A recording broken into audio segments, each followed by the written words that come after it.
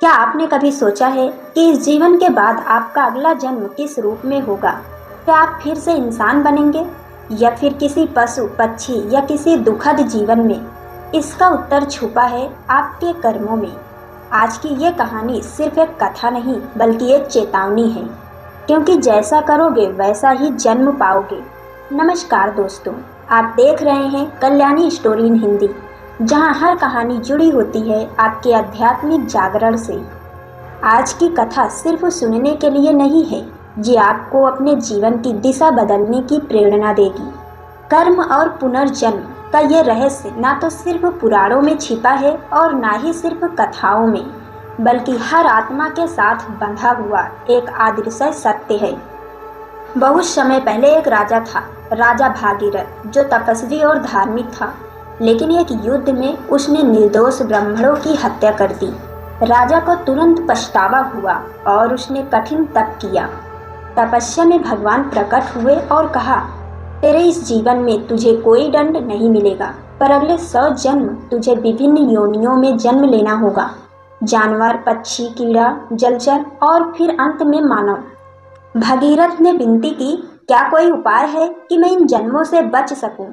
भगवान ने कहा, कर्म से भाग नहीं सकते, लेकिन प्रायश्चित, सेवा और सच्चा ज्ञान ही तुम्हारा मार्ग है। कहते हैं भगीरथ ने अपने अगले कई जन्मों में ऐसे पूर्ण कर्म किए कि अंततः फिर से वो ऋषि बनकर जन्म और मुक्ति को प्राप्त हुआ। कर्म 3 प्रकार के होते हैं। पहला है संचित कर्म, पिछले जन्मों के जमा हुए कर्म। दूसरा है प्रारब्ध कर्म, इस जन्म में फल देने वाले कर्म।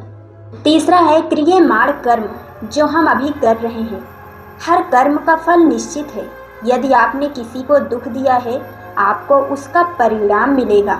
यदि आपने सेवा, दया और प्रेम किया है, अगला जन्म उच्च होगा। भागवत गीता में भगवान श्री कृष्ण कहते हैं, कोई भी प्राणी क्षण भर भी बिना कर्म किए नहीं रह सकता।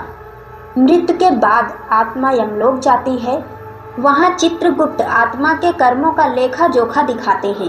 फिर यमराज निर्णय लेते हैं, किस लोक में जाना है, किस योनि में जन्म लेना है, कितना सुख और दुख भोगना है। कुछ संभावनाएं, अहंकारी व्यक्ति पशु योनि, लालची कीट या अधोगति, ज्ञानी और परोपकारी ब्राह्मण या उच्च जन्म, सच्चा साधक मुक्ति या मोक्ष। तो अगला जन्म क्या होगा? ये कोई भविष्यवाणी नहीं बल्कि आपके कर्मों का प्रतिबिंब है। जीवन एक दर्पण है, जैसा बोओगे वैसा ही फल पाओगे। सवाल ये नहीं कि अगला जन्म कैसा होगा, सवाल ये है कि आप अभी क्या कर रहे हो। क्या आप ऐसा जीवन जी रहे हैं जो आपको मुक्ति की ओर ले जाए? अगर ये कहानी आपके भीतर कुछ हिला गई हो तो इसे अपने परिवार और मित्रों तक जरूर पहुंचाएं। कल्याणी स्टोरी इन हिंदी को सब्सक्राइब करें, वीडियो को लाइक करें और कमेंट करें। मैं अपने कर्मों को अब बेहतर बनाऊंगा। धन्यवाद। फिर मिलेंगे एक और आध्यात्मिक रहस्य के साथ।